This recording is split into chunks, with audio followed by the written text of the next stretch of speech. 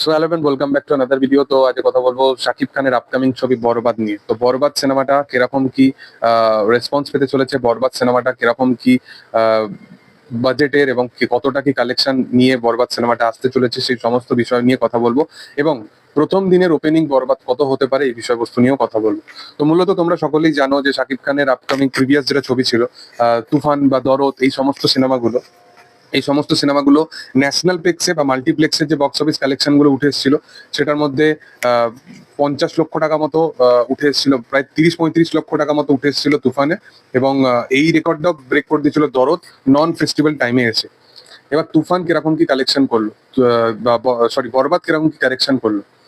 বরবাদ সিনেমাটা multiplex national প্লেক্সের যে box office কালেকশনটা অ্যাজাম্পশন ওয়াইজ উঠে আসছে, সেটা কিন্তু তুফান বা দরদের থেকে ফার ফার বেটার। এবং যেরকম মানে জনতা উপচে পড়া ভিড় যেরকম আমরা দেখতে পাচ্ছি, এবং সকালের থেকে গতকালকে সকাল বা বেলা বা দুপুর বেলা তোমরা সকলেই দেখেছো যে কিরকম অডিয়েন্সের একটা উপচে পড়া ভিড় ছিল, কিরকম অডিয়েন্সের উন্মাদনা ছিল। ঈদের একটা মরশুম ছিল, তোমরা সকলেই জানো।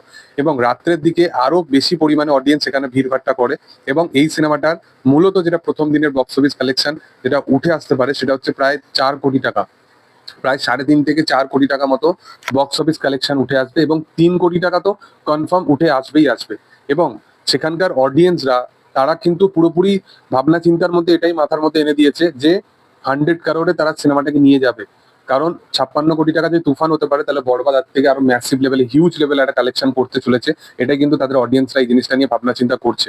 বিশেষতভাবে তাদের অডিয়েন্সরা এই জিনিসটাকে মানে একদম নিজের দায়িত্ব হিসাবে পালন করেছে। এবং তারা কিন্তু রিপিটেডলি এই সিনেমাটা দেখার জন্য বিশালভাবে মানে এক্সাইটেড হয়ে আছে। অলরেডি যেরকম রেসপন্স পাচ্ছি, প্রত্যেকটা যদি আমি রিভিউ দেখেছি, প্রত্যেকটা রিভিউ খুব পজিটিভ রিভিউ এসছে। সিনেমাটা যেরকম মানে প্রচেষ্টা করেছিল গল্প বলার, সমস্ত জায়গায় কিন্তু প্রপার ভাবে স্পেসিফাই করেছে। সিনেমাটা কোনো অ্যাঙ্গেল দিয়ে কিন্তু কোনোভাবে কিন্তু কপি নয়, এটা আমি এখনো পর্যন্ত দেখিনি, তাই জন্য আমি কোনো বিস্তারে এই বিষয় নিয়ে আলোচনা করতে চাই না।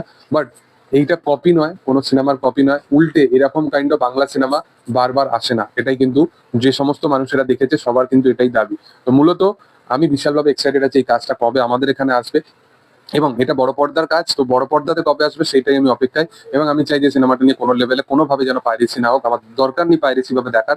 আমার যেটা মোটিভ থাকবে যে বড় পর্দায় সিটি মারতে মারতে আমি বরবাদ দেখবো। তো যাই হোক, তোমাদের কি বক্তব্য এই বিষয়বস্তু নিয়ে সেটা তোমরা অবশ্যই কমেন্টে জানাতে পারো। আর ভিডিও ভালো লাগলে অবশ্যই লাইক শেয়ার সাবস্ক্রাইব করে দিও। Thank you all, by.